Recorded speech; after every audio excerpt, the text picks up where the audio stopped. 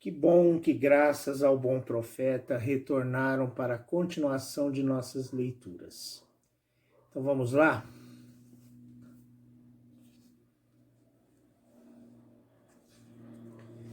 280ª noite. Prosseguiu desta maneira a história Sherazade. Não se satisfez com este sonho o príncipe. Ai de mim, disse consigo, depois de ter acordado, que engano era o meu. Este velho, que me parecia ser o nosso grande profeta, não é senão pura obra de minha fantasia agitada. Tinha dele a imaginação tão cheia que não é para admirar que sonhasse segunda vez com ele. Voltemo-nos para Balsora. Que faria aqui mais tempo? Felizmente que ninguém, a não ser minha mãe, conhece o motivo da minha viagem. Viria a ser a fábula de meus povos se o soubessem. Tornou, pois, para o seu rei, e chegado que foi, perguntou-lhe a rainha se voltava satisfeito. Contou-lhe tudo o que se passara, e pareceu tão humilhado da sua credibilidade que a rainha, em vez de aumentar a sua mágoa com repreensões ou mofas, o consolou. Deixai-se de afligir-vos, meu filho, disse-lhes. Se Deus vos destina riquezas, adquiri-las-ei sem trabalho. Sossegai, tudo que tenho que recomendar-vos é que sejas virtuoso. Renunciai das delícias da dança, da música e do vinho cor de púrpura. Fugi de todos esses prazeres. Pouco faltou que não vos tivessem já perdido. Aplicar-vos-á a proporcionar a felicidade a vossos vassalos, fazendo a sua felicidade fareis a vossa. Protestou o príncipe Zein, que daí em diante seguiria todos os conselhos da sua mãe, os dois sábios vizires que ela aconselhara para ajudá-lo a suster o peso do governo. Mas logo na primeira noite que voltou ao seu palácio, viu em sonhos pela terceira vez o velho que lhe disse: Corajoso Zen, chegou finalmente o tempo da tua prosperidade.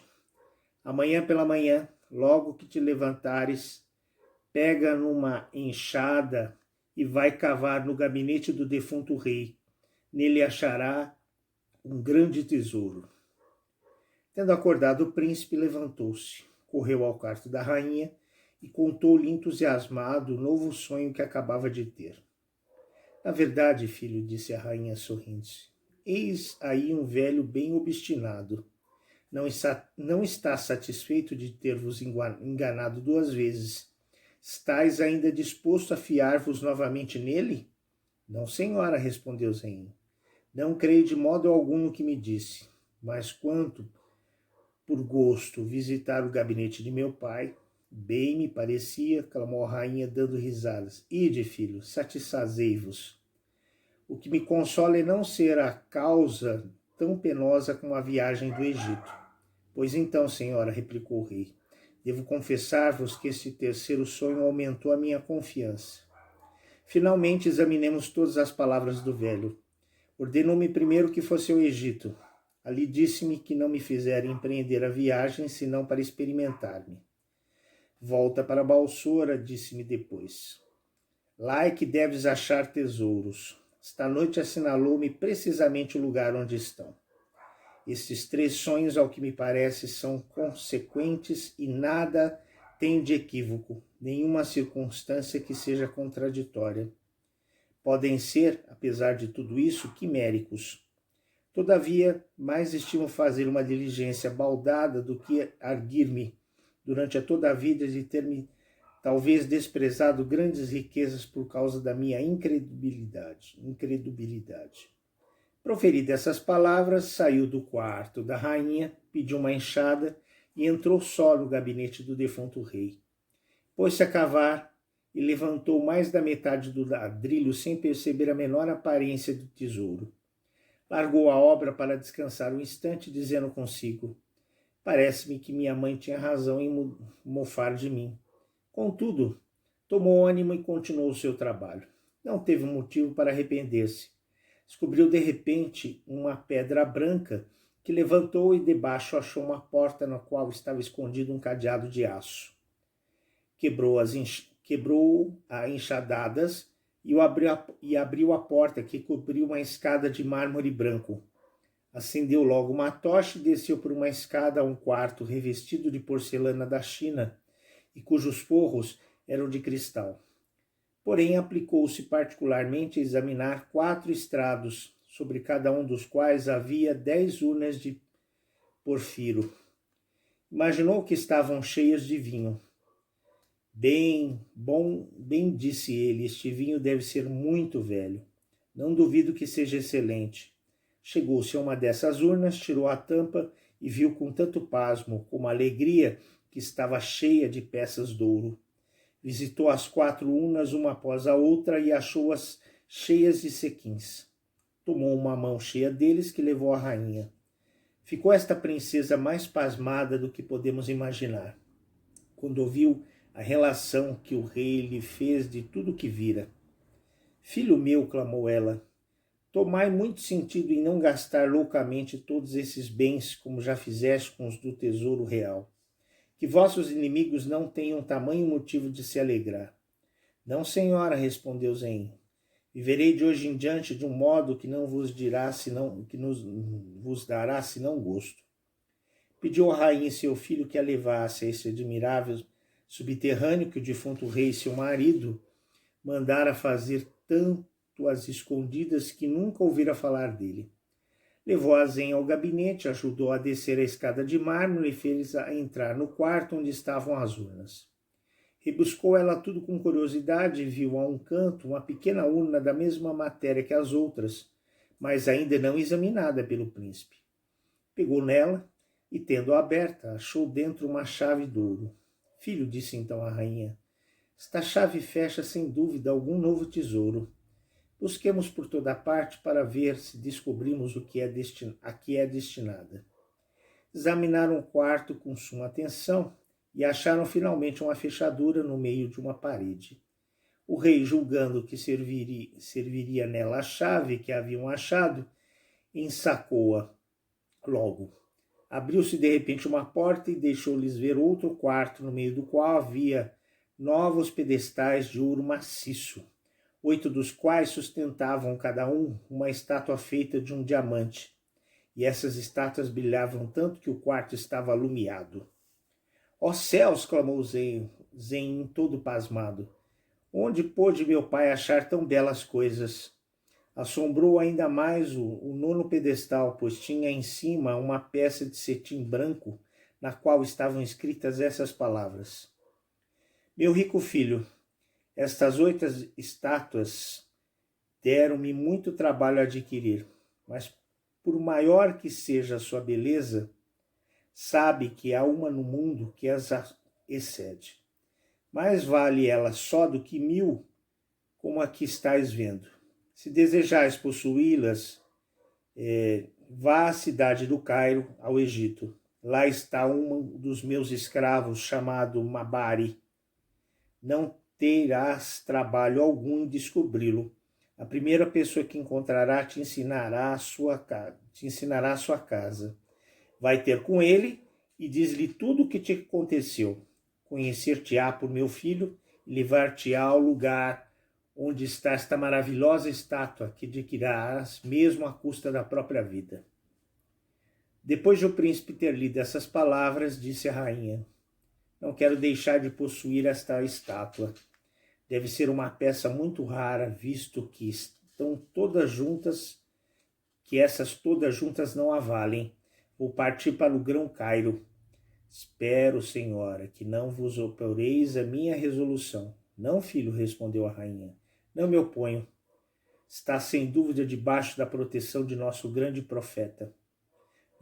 Não permitirá que pereçais nessa viagem. Parti quando quiseres. Vossos vizires e eu governaremos bem o estado na vossa ausência. Mandou o príncipe apontar o seu trem, porém não quis levar consigo senão um pequeno número de escravos. Não lhe aconteceu mal nenhum na jornada. Foi ter ao Cairo, onde pediu novas de Mubarak. Disseram-lhe que era um dos mais ricos homens da cidade, que se tratava como um grande senhor e que a sua casa estava aberta particularmente aos estrangeiros. Lá se encaminhou Zein, bateu à porta, abriu-lhe um escravo que lhe disse: Que quereis e quem sois? Sou estrangeiro, respondeu o príncipe. Ouvi falar da generosidade do senhor Mubarak e venho alojar-me em sua casa. Rogou o escravo a Zein que esperasse um instante e foi dizer isto a seu amo, que lhe ordenou que mandasse entrar o estrangeiro. Voltou o escravo à porta e disse ao príncipe: Sede bem-vindo. Entrou Zein, atravessou um grande pátio e passou a uma sala magnificamente adornada, onde Mubarak, que o esperava, o recebeu com muita cortesia e lhe agradeceu a honra que lhe fazia de querer alojar-se em sua casa. O príncipe, depois de ter correspondido a este cumprimento, disse a Mubarak: Eu sou filho do defunto rei de Balsora e chamo-me Zein Alasnã. Esse rei, disse Mubarak, foi noutro tempo meu amo. Mas, senhor, não lhe conheci filho algum. Que idade tendes? Tenho 20 anos, respondeu o príncipe. Quanto a que deixasses a corte de seu pai? Há quase 22, disse Mubarak. Porém, como me persuadireis que sois seu filho? Meu pai, replicou Zein, tinha no seu gabinete um subterrâneo, no qual acheis 40 urnas de porfiro, todas cheias de ouro. E que mais há ainda? Replicou Mubarak.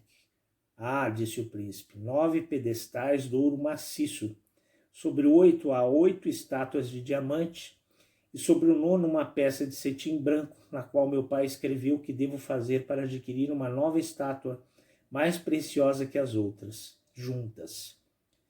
Vós sabeis o lugar onde fica essa estátua, porque está escrito no cetim que lá me levareis. Apenas proferiu essas palavras, Mubarak lançou-se a seus pés e, beijando-lhe uma das mãos repetidas vezes, dou graças a Deus, clamou ele, de ter vos mandado vir aqui. Conheço-vos pelo filho do rei de Balsora. Se quereis ir ao lugar onde está a estátua maravilhosa, acompanhar-vos-ei lá.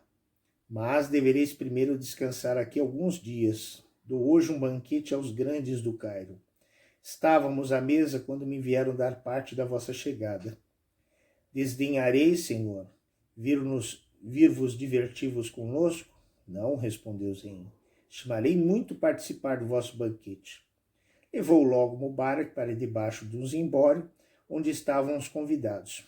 Mandou-o assentar-se à mesa e principiou a servi-lo de joelhos. Ficaram admirados os grandes do Cairo e diziam em voz baixa uns aos outros: Oh, quem será esse estrangeiro a quem Mubarak serve com tanto respeito?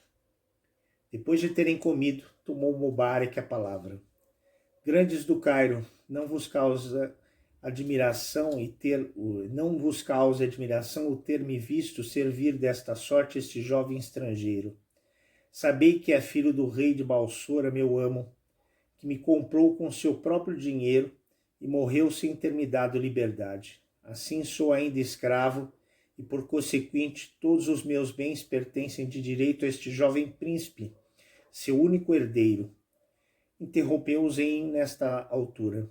Mubarak, disse-lhe, declaro perante todos esses senhores que estás livre desde esse instante e que diminuo de meus haveres a vossa pessoa com tudo o que possuis. Além disso, vedes o que desejais que vos dê.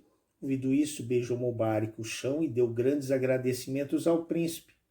Trouxeram depois vinho, beberam todo o dia e pela tarde foram os presentes distribuídos aos convidados que se retiraram. Percebendo que já amanhecia, cessou de falar Sherazade nesse instante, prosseguindo na noite seguinte. Que história maravilhosa é essa do príncipe Zein! E finalmente ele pôde encontrar o tesouro que o velho lhe disse em sonho. Mas será que conseguirá adquirir essa 9ª estátua? E será que ela será mais bela do que as outras 8? Veremos na continuação dessa história amanhã. Aguardo todos vocês. Alabei.